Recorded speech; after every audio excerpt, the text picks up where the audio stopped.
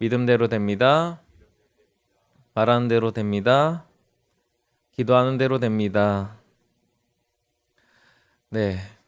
이제 얼마 전부터 이제 직장 내에 한 가지 법이 하나 생겼는데요. 그것은 괴롭힘 금지법이 생겼습니다. 그러니까 이제 직장 내에서 이제 정신적이나 신체적인 고통을 주는 행위를 금지하는 법이 생겼는데요. 이제 얼마나 직장 내에서 고통을 받았으면 이제 법으로까지 만들었을까 하는 생각이 듭니다. 또 직장인들의 이야기를 들어보면 대부분 이제 상사 또는 동료 때문에 그런 갈등 때문에 참 힘들어한다는 이야기를 자주 듣게 됩니다. 업무에 관한 것이 있거나 이제 정당한 이유가 있다면 그래도 이해가 되지만 도통 이해할 수 없는 일들로 인해서 갈등이 생기고 이제 그렇게 힘든 일이 생긴다고 합니다. 그래서 이제 이런 말이 이제 있다고 하는데요. 이제 오해하지 마시고 들어주시면 좋겠습니다. 또라이 질량 보존의 법칙이 있다고 합니다. 이 말은 이제 어떤 직장을 가든지 이제 사람들을 괴롭히고 힘들게 하는 사람들이 꼭 있다는 것입니다. 그래서 이런 사람들을 피해서 직장을 옮겨도 그 옮긴 직장에도 또 있다는 것입니다. 아니면 이제 내 자신이 나도 모르지만 다른 사람을 괴롭히고 있는 사람일 수도 있다는 것인데요. 이제 저는 이제 군 생활을 하면서 이런 경험들을 해봤습니다. 세상에는 참 별의별 사람들이 참 있다는 것입니다. 도저히 이해를 하려고 해도 이해할 수 없는 사람들이 이 세상에 참 많이 있는데요. 직장이나 군대 또 심지어 교회 공동체 가운데서도 이러한 생각이 들 때가 있는 것입니다. 한 공동체로 여러 사람들과 관계를 맺으며 살아간다는 것이 오늘날 우리에게는 너무나 힘들게 다가오고 있습니다. 우리 성도님들은 어떠하십니까? 그래서 요즘 이제 혼자서 하는 것들이 많이 생기지 않습니까? 혼밥 이런 게 무슨 맛인지 아십니까? 혼밥? 네, 혼자서 이제 밥을 먹는 것인데요. 이제 요즘 식당을 보시면 이제 혼자서 밥을 먹는 테이블이 생겼을 정도로 이제 혼밥이 유행하고 있습니다. 이제 이와 마찬가지로 교회 안에서도 이제 관계를 맺지 않고 예배 출석만 하시는 분들도 점점 늘어나고 있습니다. 어떻게 생각하십니까? 그냥 각자 알아서 신앙생활을 하면 될까요? 아니면 부딪히는 이 관계 속에서 우리는 앞으로 어떻게 신앙생활을 해 나가야 될까요? 오늘 본문은 우리에게 답을 제시하고 있습니다. 먼저 본문 19절을 함께 읽겠습니다. 그러므로 우리가 화평의 일과 서로 덕을 세우는 일을 힘쓰나니. 그러니까 우리 성도들이 교회 안에서 해야 되는 일 두 가지를 소개하고 있는데요. 첫 번째가 화평이고 두 번째가 덕입니다. 다시 말해서 교회 안에서 성도를 세우는 중요한 덕목은 화평과 덕이라는 것입니다. 개인의 신앙 성장이 아니라 공동체를 세워 나가는 것이 중요하다는 것입니다. 교회 공동체 안에는 다양한 사람들이 있습니다. 그리고 그 사람들이 가지고 있는 믿음과 또한 생각 역시 다 다릅니다. 이러한 다양성을 받아주고 이해해 줄 수 있는 공동체가 바로 교회라는 것입니다. 그래서 교회 안에서는 자연스럽게 화평과 덕을 세우는 일이 나타나야 한다는 것을 바울 사도는 우리에게 알려주고 있습니다. 우리 성도님들의 모습은 어떠하십니까? 화평과 덕을 세우고 계십니까? 아니면 그냥 멀리서 바라보고만 계십니까? 오늘 본문이 말하는 것은 비판하지 말고 그냥 수동적인 입장에서 멈추지 말라는 것입니다. 화평과 덕을 세우는 능동적인 적극적인 성도의 모습을 가지라고 말씀합니다. 그러니까 비판만 하지 않고 그냥 멀리 서서 바라보면서 입만 닫고 있는 것을 요구하는 게 아니라 화평을 세우고 덕을 세우는 아주 적극적으로 이렇게 삶을 살아가라는 것입니다. 그렇다면 어떤 모습이 화평과 덕을 세우는 모습일까요? 먼저 화평을 살펴보고자 합니다. 에베소서 2장 14절을 함께 읽겠습니다. 그는 우리의 화평이신지라 둘로 하나를 만드사 원수된 것 곧 중간에 막힌 담을 자기 육체로 하시고. 이 에베소서 2장의 말씀의 문맥을 보시면 유대인과 이방인이 하나가 되었음을 보여줍니다. 하나 된 교회로 세워진다는 것입니다. 유대인과 이방인들은 우리가 잘 알고 있듯이 원수 사이입니다. 근데 그 막힌 담이 무너지고 하나가 되는 것, 그것이 주님께서 우리에게 부어주시는 화평이라는 것입니다. 정리하면 예수 그리스도의 십자가를 통해서 그 막혀져 있던 담이 무너지는 것이 화평입니다. 도저히 하나가 될 수 없는 공동체가 하나가 되는 것인데요. 한번 생각해 보셨으면 좋겠습니다. 두 공동체는 언어도 다릅니다. 문화도 다르고 생각하는 관점과 방법 모두가 다릅니다. 그런데 어떻게 하나가 될 수 있을까요? 이제 보통 결혼식에 가면 주례하시는 분들이 이렇게 말씀하실 때가 있습니다. 지금까지 자라온 환경과 배경이 다른 두 사람이 만나서 한 가정을 이루기가 쉽지 않다. 저는 이런 말을 들으면 이런 생각이 떠오릅니다. 그러면 자라온 환경과 문화가 같으면 하나가 될 수 있을까? 그것도 힘들지 않겠습니까? 저희 집에는 이제 저보다 한 살 어린 쌍둥이 동생들이 있습니다. 동생들 이야기를 해도 어차피 제 설교를 안 보니까 상관이 없는데요. 이제 일란성 쌍둥이고요. 이제 어머니의 한 뱃속에서 태어났습니다. 그러니까 같은 집에서 살고 같은 밥을 먹으면서 이제 고등학교 때까지도 같은 학교를 다녔습니다. 그러니까 이제 30년이 넘는 세월을 함께 줄곧 했는데요. 그러면 하나로 잘 살고 있을까요? 서로를 늘 아끼고 사랑하면서 하나가 돼서 쿵짝이 잘 맞고 이렇게 살아가고 있을까요? 물론 쿵짝이 잘 맞을 때도 있습니다. 쌍둥이라서 특별히 잘 맞는 부분도 있지만 서로 다툴 때도 적지 않습니다. 성격이 희한하게도 정반대입니다. 그러니까 한마디를 해도 서로 말하고 받아들이는 게 각자 다 다릅니다. 이처럼 모든 조건을 갖추었다고 해도 우리는 하나가 되기가 어려운데요. 하물며 유대인과 이방인들은 어떻게 하나가 될 수 있겠습니까? 언어가 다르다는 것, 문화가 다르다는 것은 상당히 차이가 큰 것입니다. 그런데 그 막힌담이 허물어지고 하나가 되는 것, 그게 화평이라고 하는 것이고, 오늘 본문은 우리에게 그 화평을 이루라고 요구하고 있습니다. 두 번째로 요구하는 것은 덕을 세우는 것인데요. 그럼 덕을 세운다. 참 교회에서도 많이 말씀하실 텐데, 이 덕을 세운다는 것은 문자적으로 해석을 하면 건물을 세운다라는 의미를 가지고 있습니다. 이것을 이제 비유적으로 표현하면 우리의 영적인 마음을 세운다, 영적인 성전을 세운다라고도 할 수 있는데요. 바울은 에베소서의 말씀을 통해서 이 두 가지 의미를 담는 표현을 하고 있습니다. 에베소서 2장 21절과 22절을 함께 읽겠습니다. 시작. 그의 안에서 검을 받아 서로 연결하여 주 안에서 성전이 되어가고 너희도 성령 안에서 하나님이 거하실 처소가 되기 위하여 그리스도 예수 안에서 함께 지어져 가느니라. 한번 상상해 보시기 바랍니다. 벽돌 한 장 한 장이 모여서 교회 건물을 이루는 것처럼 교회 성도 한 사람 한 사람이 모여서 마음이 연결되면 하나님이 거하실 만한 처소, 그 성전이 되어 간다는 것이 바로 덕을 세운다는 것입니다. 하나의 교회로 세워져 나가는 것입니다. 그런데 문제는 그 벽돌의 모양이 각기 다 제각각이라는 것입니다. 얼마 전에 제가 유치부에서 하는 인형극을 봤습니다.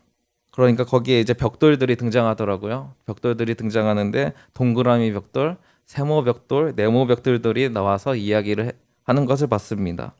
이런 것처럼 교회 안에서도 각 성도의 모습이 각기 다르다는 것입니다.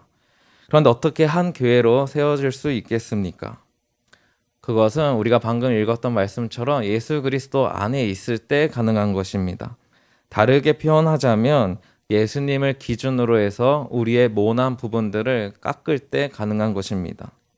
예수님과 같은 모양이 되는 것입니다. 그때 우리는 하나된 교회가 될 수 있습니다.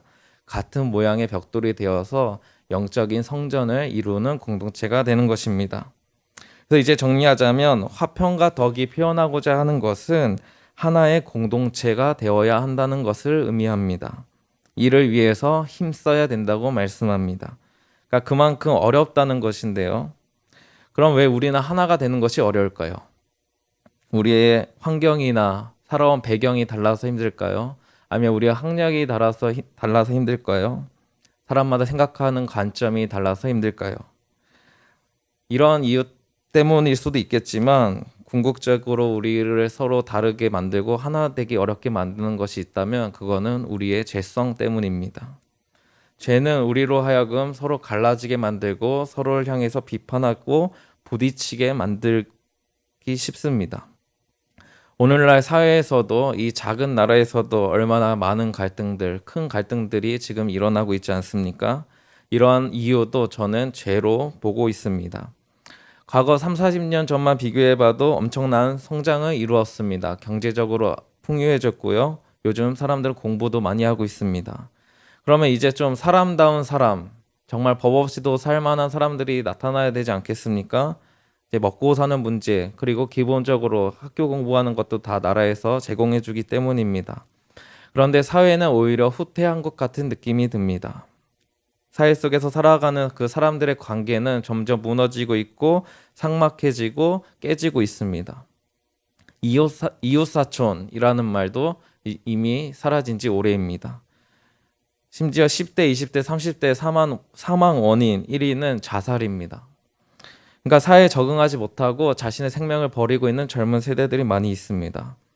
그러니까 오늘날 사회는 이러한 문제를 어떻게 판단을 하냐면 보통 환경의 문제로만 판단합니다. 저 사람이 힘들게 살았으니까, 저 사람이 겪어온 배경이 너무 힘들었기 때문이다, 상처를 받았기 때문이다 라고 판단하지만 제가 보는 관점은 죄 때문인 것입니다. 객관적으로 봐도 과거 우리나라의 형편은 더 힘들었습니다. 더 암울했습니다. 지금은 더 나아졌지만 오히려 사람들과의 관계는 더 깨지고 있기 때문입니다.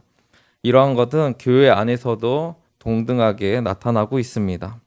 그러기에 무엇이 필요합니까? 복음이 필요한 것입니다. 하나가 되기 위해서는, 관계를 잘 유지하기 위해서는 예수 그리스도의 십자가가 필요한 것입니다. 에베소서 말씀에서도 예수님의 십자가가 기본 전제임을 보여주고 있습니다. 그러기에 하나가 되기 위해서, 그 관계를 잘 맺기 위해서는 결국 오늘 본문을 빌려서 표현하자면 화평과 덕을 세우기 위해서는 나의 죄성을 먼저 죽여야 한다는 것입니다. 예수님의 십자가의 능력이 필요한 것입니다. 십자가의 능력으로 나의 죄에 더럽혀진 부분들을 제하여 버려야 합니다. 모난 부분들을 깎아야 합니다. 나의 생각, 가치관, 관점, 모든 것을 내려놓아야 합니다. 그리고 예수님의 마음으로 채워야 합니다. 예수님의 마음으로 내 마음을 담아내야 하는 것입니다. 우리의 노력으로 우리가 죄를 이길 수 있습니까? 이길 수 없듯이 우리가 하나 되기 위해서도 예수님의 십자가가 반드시 필요한 것입니다. 바울은 본문에서 그래서 하나가 되기 위한 예를 하나 들고 있는데요. 본문 20절과 21절을 함께 읽겠습니다. 음식으로 말미암아 하나님의 사업을 무너지게 하지 말라. 만물이 다 깨끗하되 거리낌으로 먹는 사람에게는 악한 것이라. 고기도 먹지 아니하고 포도주도 마시지 아니하고 무엇이든지 내 형제로 거리끼게 하는 일을 아니함이 아름다우니라. 음식을 예로 들어 설명하는데요. 이것은 14장에서 계속 반복적으로 설명하는 것입니다. 그러니까 음식은 단순히 음식일 뿐이라는 것입니다. 음식 자체에 어떤 악한 능력이나 죄가 스며들어 있지 않다는 것입니다. 그러니까 만물이 다 깨끗하다고 오늘 본문에서 말씀하는데요. 이제 음식으로 하나님의 사업을 무너지지 말게 하라고 경고하고 있습니다. 한번 생각해 보시기 바랍니다. 음식으로 하나님의 사업을 무너뜨릴 수 있겠습니까? 고작 음식일 뿐인데요. 그러니까 오늘 본문이 말하는 것은 단순히 음식 때문이 아니라 그 음식을 먹는 그 행동을 통해서 다른 형제를 거리끼게 만드는 것, 다시 표현하면 다른 형제를 넘어뜨리게 만드는 것이 있다면 그 일은 하나님의 일을 방해하는 것이다로 바울은 설명하는 것입니다. 또한 21절에서도 다른 성도를 넘어뜨리지 않는 일이 아름답다고 말씀합니다. 그러니까 하나가 되기 위해서는 단순히 내가 하나님을 잘 믿는 것만 생각하는 것이 중요한 게 아니고 다른 성도와의 관계를 늘 염두해야 한다는 것입니다. 그러니까 이 말을 다르게 표현한다면 믿음이 약한 성도를 위해서 내 마음, 내 생각을 내려놓을 줄 알아야 한다는 것입니다. 그러니까 생각이 다른 성도를 위해서 내 방법을 포기할 줄도 알아야 한다는 것입니다. 하지만 쉽지 않습니다. 왜냐하면 내가 죽어야 하기 때문입니다. 요즘 세상 사람들은 내 생각, 내 소신대로 살아야 행복한 삶을 살 수 있다고 늘 말합니다. 그래서 내가 어떤 옷을 입든지 어떤 음식을 먹고 어떤 행동을 하든지 다른 사람에게 피해만 주지 않는다면 무엇이든지 해도 괜찮다고 생각합니다. 그러니까 예를 들면 이런 것입니다. 제가 이 시간에 저번에도 예를 들었지만 반바지와 반팔을 입고 설교를 한다고 생각해 보시기 바랍니다. 근데 피해를 우리 성도님께 드리고 있습니까? 직접적인 피해는 주지 않고 있죠. 하지만 이러한 것들에 대해서 바울은 지금 절제를 해야 된다고 말하는 것입니다. 요즘 사상 사람들은 이러한 것들에 대해서 간섭을 받는 것을 상당히 불쾌하게 생각합니다. 그러니까 내 자신의 생각을 존중하지 않는다고 생각을 하기 때문입니다. 그래서 이제 제가 반대로 이제 성도님들이 교회 오실 때 복장 검사를 한다고 생각해 보시기 바랍니다. 입구에 서서 이렇게 입고 오시면 안 됩니다. 저처럼 똑같이 입고 오셔야 된다고 말한다면 아마 들어오실 때 기분이 상당히 좋지 않으실 것입니다. 우리 교회의 사역을 하다 보면 이러한 생각의 차이를 많이 느끼게 됩니다. 상대방이 나의 의견을 받아주지 않으면 상당히 기분 나빠합니다. 그 이유는 바로 나를 무시한다고 생각하기 때문입니다. 반대로 다른 사람이 나에게 어떤 의견을 제시하거나 하면 기분이 나빠질 때가 있습니다. 나에게 강요를 하는 것 같이 느껴질 때가 있기 때문입니다. 하지만 오늘 말씀은 우리의 생각과 우리의 자유를 절제하라고 말씀합니다. 지금 새신자한테 하는 이야기가 아닙니다. 믿음이 약한 사람들한테 하는 이야기가 아니라 예수님을 믿는 믿음이 강한 사람들, 신앙생활을 오래 해왔고 직분이 있는 자들을 향해서 말씀하는 것입니다. 내 자신이 얼마든지 나의 믿음을 가지고 내 판단을 해서 자유롭게 신앙생활을 할 수 있지만 나의 자유로 인해서 넘어지는 성도가 있다면 얼마든지 그 자유를 절제하라는 것입니다. 때로는 이러한 모습들이 다른 사람들의 눈치를 너무 봐야 되는 것은 아닌가, 내 생각이 정말 존중받지 못하는 것은 아닌가라는 것처럼 느껴질 때가 있지만 이러한 절제야말로 아름답다고 바울은 말씀하고 있습니다. 그 이유는 절제가 바로 우리의 죄성을 죽이는 모습이기 때문입니다. 예수 그리스도의 은혜가 나의 삶을 통해서 나타나고 있는 모습이 바로 절제이기 때문입니다. 저는 이제 최근에 필리핀 선교를 다녀왔는데요. 이 선교를 통해서 우리 공동체 아름다운 모습을 또 볼 수 있었습니다. 이제 선교지에서 사역을 하다 보면 상황과 여건이 어렵습니다. 날씨도 덥고 또 그런 상황 가운데서 각자 자신이 생각하는 방향과 또 여러 가지가 있었을 텐데요. 그래서 선교 팀원들끼리 때로는 작은 갈등이 있었을지도 모릅니다. 근데 놀라운 것은 그 누구도 불만을 토로하거나 큰 소리를 낸 적이 없다는 것입니다. 내 생각과는 때로는 다르다 해도 내 생각과 방법을 내려놓고 마음을 하나로 합했던 것입니다. 그 결과 무엇입니까? 모든 사역이 잘 진행됐고 무사히 돌아올 수 있었습니다. 하나님께서 우리 선교팀의 마음을 잘 지켜주셨고 우리 선교팀 역시 자신들의 마음을 잘 절제했기 때문에 이러한 절제가 바탕이 되어서 하나의 공동체, 원팀이 될 수 있었던 것입니다. 이제 바울은 하나가 되기 위한 또 다른 예를 보여주는데요. 22절과 23절을 함께 읽겠습니다. 내게 있는 믿음을 하나님 앞에서 스스로 가지고 있으라. 자기가 옳다 하는 바로 자기를 정죄하지 아니하는 자는 복이 있도다.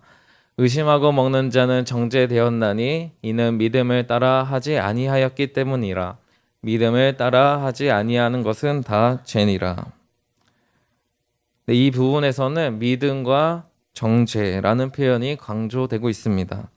믿음으로 행하는 것은 복이다. 하지만 믿음으로 행하지 아니하는 것은 다 죄다는 결론을 내립니다. 그럼 믿음으로 행하는 것은 무엇일까요? 20절과 21절은 이제 다른 사람과의 관계에 초점이 있었다면 지금 방금 저희가 읽은 본문은 하나님과 나와의 관계에 더 초점이 있다는 것입니다. 그러니까 하나님과 나와의 관계에 있어서 가장 중요한 핵심은 바로 믿음이라는 것입니다.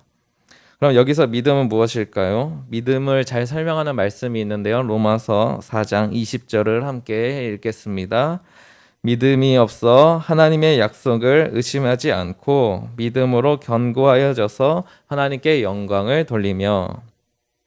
그러니까 믿음은 하나님의 약속을 끝까지 믿는 것입니다. 그래서 믿음을 가지면 흔들리지 않고 굳건히 세워지게 됩니다. 그 결과는 하나님께 영광을 돌리게 된다고 로마서에서 말씀합니다. 하나님의 이름을 높이며 살아간다는 것입니다. 그러니 믿는다는 것은 결국 늘 하나님을 의식하며 살아가는 것입니다. 내가 하나님 앞에서 살아간다는 것을 늘 염두하는 것입니다. 단순히 자신의 생각으로 판단하고 정지하는 모든 것들은 하나님을 의식하지 않는 것입니다. 그러니까 믿음으로 행하지 않는다는 것을 다른 말로 표현을 하면 하나님을 의식하지 않고 살아간다는 것입니다. 그러니 죄에 불과한 것입니다. 내가 하나님 앞에서 살아가고 있는지, 하나님의 마음을 가지고 판단하고 있는지, 하나님의 뜻대로 결정하고 있는지를 늘 살펴야 하는 것입니다. 만약 우리의 생각이나 행동이 사람들과의 관계를 흔들거나 하나님과 나와의 관계를 불안하게 만든다면 그것을 절제하라고 말씀하는 것입니다. 그것은 믿음으로 행하는 것이 아니기 때문입니다. 하나님을 의식하지 않은 행동이기 때문입니다. 그러니 내 멋대로 행동하게 되고 그 관계를 무너뜨리게 되는 것입니다. 나의 생각을 가지고 다른 사람들을 정죄하거나 내 자신을 또한 비하하기도 하는 것입니다. 그러니까 하나님께서 두렵지 않으니까, 하나님이 두렵지 않으니까 하나님께서 창조하시는 것, 그리고 우리를 구원하신 우리 하나님의 자녀들을 향해서 손가락질하게 되는 것입니다. 하나님을 의식한다면 어찌 하나님의 자녀들을 향해 손가락질을 할 수 있겠습니까? 그러면 우리는 결국 하나님의 영광을 가리우게 되는 것입니다. 자녀들이 싸우면 누구의 이름에 먹칠이 됩니까? 부모님의 이름에 먹칠을 하는 것처럼 우리가 교회 안에서 서로를 정죄하고 싸운다면 그것은 하나님의 은혜를 땅바닥에 던지는 것과 같은 것입니다. 제가 요즘 책을 읽고 있는데요. 그 내용에 어떤 이런 구절이 있었습니다. 교회는 성자들을 늘어놓은 박물관이 아니라 죄인들을 치료하는 병원이다. 그러니까 교회는 죄인들이 있고 그 죄인들을 치료하는 병원이다라고 말하고 있습니다. 환자가 아프면 누구만 생각합니까? 여러분이 지금 수술을 받아서 이제 깨어나셨다고 생각해 보시기 바랍니다. 누구만 생각하겠습니까? 내 자신이 빨리 나을 것만 생각합니다. 다른 사람들이 어떻게 사는지, 아픈지 그럴 겨를이 없습니다. 죄인도 마찬가지인 것입니다. 우리는 하나님 나라 가기까지 주님께 치료를 계속 받는 것입니다. 그러니까 다른 사람들의 모습을 보면서 정죄할 겨를이 없는 것입니다. 우리가 집중해야 되는 것은 다른 사람이 아니라 내가 지금 하나님의 영광을 위해서 살고 있는지, 내가 지금 교회에 화평과 덕을 세우고 있는지를 살펴봐야 합니다. 지금 신앙의 성전을 한번 각자의 신앙의 성전을 세운다고 생각해 보시기 바랍니다. 부족한 부분이 있으면 채워야 되고요. 연약한 부분이 있으면 보수공사도 해야 되고요. 모난 부분이 있으면 깎아내야 합니다. 무엇보다 내 안에 있는 죄성을 철저하게 죽여야 하는 것입니다. 오직 예수 그리스도의 십자가만 붙들고 살아가야 하는 것입니다. 이것이 믿음으로 살아가는 것 아니겠습니까? 그래서 이러한 믿음으로 살아가는 성도들이 모인 공동체가 바로 교회인 것입니다. 그 교회의 화평과 덕이 온전히 세워지기 시작하는 것입니다. 우리 성도님들 한 사람 한 사람이 믿음의 벽돌을 가지고 하나씩 쌓아 나가는 것입니다. 그러면 정말로 견고한 교회가 되는 것입니다. 그 누구도 흔들 수 없고 하나님 기뻐하시는 교회 공동체가 되는 것입니다. 이를 위해선 내 자신을 죽이고 우리 각 부서와 모임 가운데 가셔서 그 자리에서 화평과 덕을 세우셔야 합니다. 그래서 하나님께 영광이 되는 저와 우리 성도님들 되시기를 기도드립니다.